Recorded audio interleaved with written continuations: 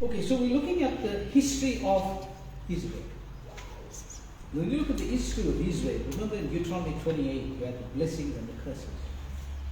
Right? If you obey, this will happen to you. If you don't obey, these are the consequences. And Moses prophetically, even in his song, utters forth how, in days to come, Israel will go wayward. He uses the word Jeshurun. Jeshurun will go wayward and will be like a stubborn, right, creature, and how they will go through hard times. So if you look at the history of Israel, I'm just running through the different empires. This is found in the book of Daniel. Remember now, Samaria was overtaken in 722 BC by Assyria. Then Babylon was conquered, Jerusalem was conquered in 587 BC. So some facts and figures here, Babylon. Right. Then after Babylon comes Medo-Persia, which is from 538 to 332 BC. Then you have Alexander the Great, who conquered Medo-Persia, the Greek, right? Alexander the Great. Then he dies. When he dies, it's split up between the four generals, and you have the Ptolemies and you have the Seleucids. And we find that Israel falls under the Ptolemies, but the Seleucids come and take over, and they control, right? And then you have the Maccabees resisting and fighting back, and they were like a counter-offensive, and they gain and they rule for a little while, but very much like what we see in politics, you don't have to look far. After you gain power, you become corrupt. And so the Maccabees became corrupt. And when they became corrupt, the very people wanted them out of the way. So we find Rome comes into the picture in 63 BC, and they rule right up to 640 AD over the Middle East. Right. Firstly, it was just Rome itself, and then later we find the Byzantine Empire, which is the East Roman Empire, right? And they had big footprint up into Spain, right up to the east as well. So they become Christianized with Constantine, right? They become Christian Empire. And then you have the Arabs coming on the picture. From the 7th century after Muhammad, the Arabs come on the picture. Now they are not just Arabs, they have nationalism, they have a religion, it's Islam. So, one of the first places they go to is Jerusalem. And they capture Jerusalem. The Muslims capture Jerusalem. When they capture Jerusalem, the Jews themselves, after AD 70, when the temple was burnt and destroyed, never rebuilt the temple. That's a tragedy. So at the time when the Arabs came there, right, and when they found the Temple Mount in that condition, they went and erected a memorial on top of there, and it's still standing. And not only that, a few steps away, they erected a mosque as well. So they have had a footprint on the Temple Mount in Jerusalem from the 7th century. Understand that. So you have the early Arab period from 640 to 1099. Then the Crusaders marshaled themselves up from Italy and Spain and all those areas, came back and recaptured Israel and Jerusalem. There's a fight back, and they were around from 1099 to 1250. Saladin, right, also involved in recapturing and allowing the Jews and Christians to revisit Jerusalem. During the Muslim period, they weren't allowing the Christians to come to Jerusalem, and they expelled the Jews from Jerusalem. Then after the Crusaders, you have the Mameluke from Egypt, who are also, right, Arabic or Muslim, from 1250 to 1517. Then you have the Ottoman Empire, the Turks, for 400 years rule over Jerusalem and Israel. 400 years. So you'll notice in the history, the early Arab period, which is about 400 years, the Mamelukes, which is about 250 years, and the Ottomans, which is 400 years. Now remember, if they have overtaken those places, they're going to populate those places with their people. So you've had Turks and Arabs living in the Promised Land, because where were the Jews? The Jews were in exile. exile all over Europe. Poland, Spain, Russia, all over those places. They had no country. So the Jews were countryless and landless from AD 70 right up to just 1948. So what does it mean? It means that when the return started to happen from the late 1880s, when they started to come back as a result of persecution in Spain, persecution in Russia, persecution in Europe, when they started to come back, you had what is called immigration. Slowly their numbers are coming up. But the majority of the people living in the land that time were Arabs or Palestinians. Understand? At the time when all this return happened, there were like 500,000 Arabs and you had about 90,000 Jews. But with what happened in Poland with Hitler, with what happened in the Spanish Inquisition, with what happened all over Europe, we find that slowly from the 1880s, 1930s, 1940s, the Jews had nowhere else to go. The biggest catalyst shot in the arm was Adolf Hitler, who himself is partly Jewish. Right? When he, Holocaust, 6 million Jews were killed. That brought about the sympathy of the entire world. And that time, the world body was not United Nations, it was the League of Nations, right? And later, in the Second World War, it was United Nations. So what happened is, after the First World War, and the spoils were being spread out after the First World War, the big empire that was destroyed was the Ottoman Empire that was ruling over Israel and Jerusalem. So when they were overrun, and who? As I said, T. Lawrence helps in this whole process, based in Egypt, and they overturned Turkish domination, and modern Saudi Arabia is carved out of the spoils. So the modern Middle East was carved between the First and the Second World Wars. But one big thing you've got to realize: colonialism, Germany, France, Britain, they had vested interest in the Middle East. So you had this one treaty between France and the British Commonwealth. They were going to subdivide the whole of the Middle East between themselves. It was like just, deck of cards, you take and I'll take the rest. So you had an arrangement between them, and they were going to all these small little tribal Arab people and making promises to them, but some of those promises crossed fire as well. Because they were making promises, same thing they were promising 2 different people, or 3 different people. So the world empires, and especially Britain and France, did a lot of mischief in the Middle East. And after the Second World War, you had the emergence of Saudi Arabia, you had the emergence of Jordan, you had the emergence of Bahrain, Yemen, Saudi Arabia. All of these emerged after the Second World War in its present state. Right. So what happened is, you had the British mandate after the First World War. After the Ottoman Empire fell down, collapsed, right? You had the British mandate. They were ruling over. They were having a hard time to balance up between the Arabs and the Jews fighting in the land, because there was always fights going on, killing, massacres going on. So what happened is, you had a document which was called the Balfour Declaration, Lord Balfour, and he said, recognizing what has happened to the Jews all over the world, we want to give them a national state. He recognized. But not without also recognizing the right of the Arabs that are living in that land to also have their own national state. So they drew out a proposed breakdown of the Middle East. They gave a little small portion to the Palestinians. They gave the major section to Israel. So much so that the Arabs and the Palestinians rejected this.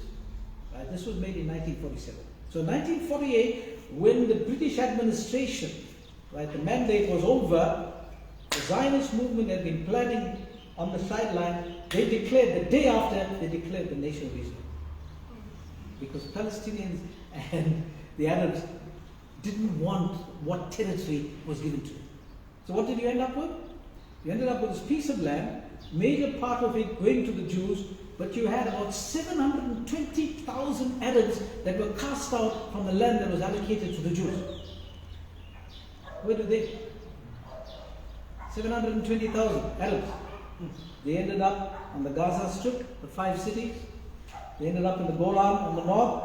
They ended up on this side of the river Jordan, known as the West Bank. So you got Israel there, top is Golan, which was part of Syria. On the borderline with the Mediterranean Sea, you've got the 5 cities of the Philistines, which was always independent, Palestinians were living there. And you've got on the other side of the river Jordan, a big sliver, right, which is the West Bank. And the major part of the Palestinian, the Arabs, living there. So 1948, when Israel declared independence, immediately you had a reaction from the Arab League. The Arab League fought back. So you had Egypt, Syria, Iran all got together and they said, we don't accept this, and they fought back. So the war lasted about 9 months, but Israel already had its independence. So you had that war that happened in 1948, the War of Independence. Let me just give you a few other wars that happened. So in 48, you had the Palestinian independence, right? 1956, with Egypt, there was trouble regarding the Suez Canal. Britain and France got involved there. They're always fiddling, right? They're always fiddling there. Then you had, in 1967, and this is a very costly lesson, right? You had the 6-Day War. While during the 6-Day War, we find that it was precipitated. It was started by Nasser from Egypt, together with Syria and Jordan. And what we have is Israel recognized things were going on, and they hit. And when they hit in 1967, they captured Jerusalem. They captured the Temple Mount. So Jerusalem ended up back in Jewish hands from AD 135, really, up to 1948. That's only when they went back. But the mistake they made, instead of annexing the Temple Mount, they handed that over to Jordan, up to now, to supervise. 7 years later, 6 years later, you had the Yom Kippur War. And look at the similarities in the Yom Kippur War. In the Yom Kippur War, the Jews were celebrating a big festival. They were all relaxing. And here comes this coalition, hits them. Right? Egypt and Syria and Jordan. And they are caught by surprise. But they have to mount a response, and they mount a response in October 1973 in the Yom Kippur War. They recapture the Golan Heights in that. And then in 1982, we had Israel invading Lebanon, because they were seeing that Lebanon was being used as a base for terrorism, and they went in there, and there was a war that started there. Begin was there at that time, and he started that. Right. So these are some of the points leading up. Now, when we come to the modern day Israel, what are the problems of modern day Israel, and why this whole trouble in the Middle East is so very, very serious? Number one, I'm giving you the real part of it now. Now, ups and downs of the Jewish nation because of their disobedience and waywardness, and them not being in the land for major centuries. They went there. They only came back, and they are still coming back. Lots of them are leaving now. What's going on? Because the economy of Israel is almost failing. Then you add the empires and their political interests, because in the late 1880s, 90s, to the early 1920s, oil was discovered in the Middle East. And of course, oil is so important. Everybody wants to get in and be pals with Saudi Arabia, pals with Bahrain, and everybody has their part. Right? Then there has been anti-Semitism in the world, a hatred and a suspicion of the Jews. And the response to this anti-Semitism, whether it's Germany, right, whether it's Spain, whether it's Russia, is Zionism. What is Zionism? Zionism is where the Jews, which is about 15, 16 million in the world, right, they want their own state to live in, and they want their capital being Jerusalem, right, and they want to exercise their religion and be recognized for it. But if you look at the map, Israel is one small island in a whole sea of Arab Islamic nation. Middle way, right? Small little speck. So, what's her chances of survival? She has to be really at the top of her game in order to survive, right? Because to the east is Jordan. To the southeast is Saudi Arabia. Further to the west, right, is Egypt, Yemen. Then you've got, right, Bahrain. Then you've got UAE. Then you've got Iraq. You've got Iran. You've got Syria. And you've got Lebanon. Israel is in the middle. Right. So that's the predicament, right? That's the systemic problem that we have. Then you've got the United Nations who's got no teeth. Because they pass resolutions which has no effect. No one follows up on those things. Right?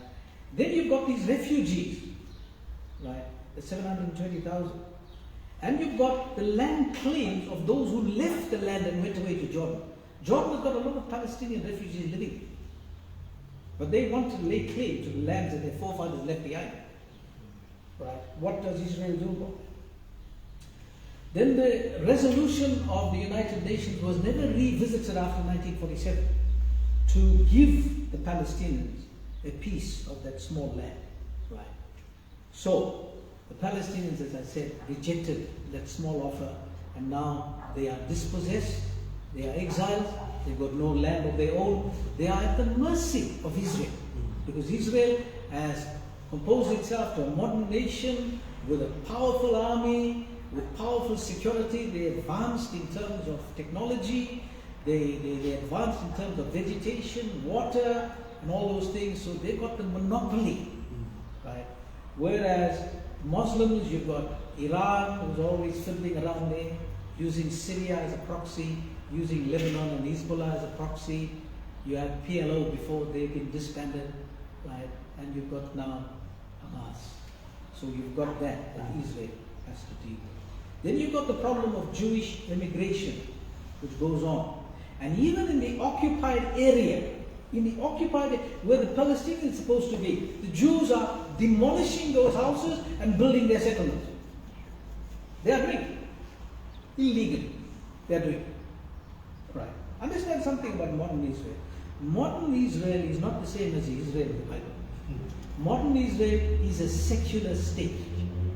They believe in self-preservation, they believe in violence, they believe, like America, they've got a right to that land. They will quote the Bible when it suits them, but at the end of the day, it's a matter of survival. Right. So what is the plight of the Arab or the Palestinian?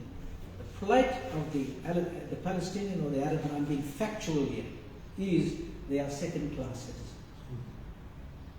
When we visited Israel, you will see the big wall all over the place. Second was there, walls all over. If you're entering into some of the areas like Bethlehem, you've got to pass through like you're going into another state. You've got to produce your passport to enter there. Nazareth is okay, but Bethlehem. So they are regarded as second-class citizens. They are restricted in terms of working. They are restricted in terms of permits. They have to stand in queue for permits. They are restricted in terms of access to resources like water. They are in control in regard to that. Right? And life is very, very difficult for these people. They don't have voting rights. Until recently, you've got a few representations of the Arabs. So their status is very, very disadvantaged. Obviously, they're going to react with violence to throw off this yoke. Israel itself had that same history in time gone by. When the major hot point is the status of Jerusalem. Right. Israel believes they have a right to Jerusalem because the two temples stood there, but right now on the Temple Mount, two things that are dedicated to Islam are standing there. One is just a memorial. That's on the Temple Mount is just a memorial kind of thing. Right. The second one is a mosque, but they worship at both the places. It's sitting right there, and what are you going to do with it? Right. The Jews want to rebuild their temple on that same place. How is that possible? Right, science will tell you, two things can't occupy the same space at the same time. So, that's the trouble. And like when Begin went up to to the Temple Mount and was praying there. I don't know why he went to pray there. First Intifada started. Now you know the Minister of Defense of Israel did the same thing. He's a gun-toting guy. He went up there as well. Trouble again. Second Intifada started. Right? So you got intifadas all the time where the Arabs will not tolerate a Jew or a Christian praying on the Temple Mount. Right? Because it's dedicated to them. So that's a sore spot. Right? In the Palestinian state that they're envisaging, the Arabs want East Jerusalem as their capital. The Jews want Jerusalem as their capital. Who's going to get it? Of course, to add to the mix, you had Trump going there and recognizing Jerusalem as the capital of Israel, moving his consulate over there, and then you had the Abrahamic Accord. You had a few nations from South America, from Africa joining in, and you had this coalition. So you got friends of Israel from the Arabic nations. Egypt has been friendly with Israel from the 1990s. Jordan is at peace with Israel. Jordan is having the election now. It's going to be rigged as well. Right? Then you've got, I think it's Bahrain, and you've got two countries, Morocco and Africa, that support Israel. So even amongst the Muslims, and this is the other complication, they are divided between Sunni and Shia. And so much so that the Sunnis or the Shias will kill the Sunnis. Kill. They think nothing of putting a bomb in a mosque and killing everyone. Right? And what is it over? It's over who is the rightful heir. Right? One side is the son-in-law of Muhammad, and then the others have their own following. So that's how intense the whole thing. It's very hot. It's boiling all the time. The Jews, the Arabs cannot be united, and as a result, they're leaving the doors wide open for Israel to exploit the situation. So that was big. Right. So in 1991, you had Bush Jr., Bush Senior, and they came up with Land for Peace. Israel, you want to have peace with the Arabs that's living within your territory? Give them land. So what did Israel do? Israel in the 1990s and 2000s first withdrew from Sinai. Suez Canal belongs to Egypt. And they also withdrew from Gaza. 2006, they withdrew from Gaza. And they allowed them to live their own life. But of course, you've got Hamas, which is, the very word means violence. So you saw what happened on October 7th, and where we're sitting at right now. So these are the factors which contribute. Up and down history of Israel, the anti-Semitism of people, nations in the world, and the result of Zionism, and the response to Zionism is the Arab coalition, their coalition together. Then the UN resolution, which they've never revisited and never given back land, right, to the Palestinians. Then you've got Jewish immigration and Jewish settlements in the occupied areas. Then you've got the status of the Palestinian, which is second class and is living off. You saw in this war they wiped out all the hospitals. People don't have access to food. The economy is finished in Gaza, and they're also fighting a war on the north with Hezbollah and in Lebanon. Right. We have to go into all these details. Then you've got Jerusalem and what happens in Jerusalem, and we've covered that some other times. And then now the international community is not land for peace. Now it's a two-state solution. Right. Now you're going to have a change in the American president. I don't know what they're going to come up. You'll find this fella coming up and down, right? A foreign secretary, but he's achieving nothing. He goes and sits with Benjamin Netanyahu. He goes and sits with Turkey's president, but still no changes, right? Whether it's Russia's invasion of Ukraine, or it's only 1 year just now for this war, right? And over 41,000 dead, about 80 or 90,000 wounded, the whole infrastructure completely wiped out, right?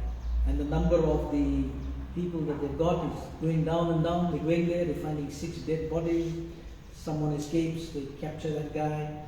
So it's a very, very ugly, complex, terrible situation that is in the Middle East, right?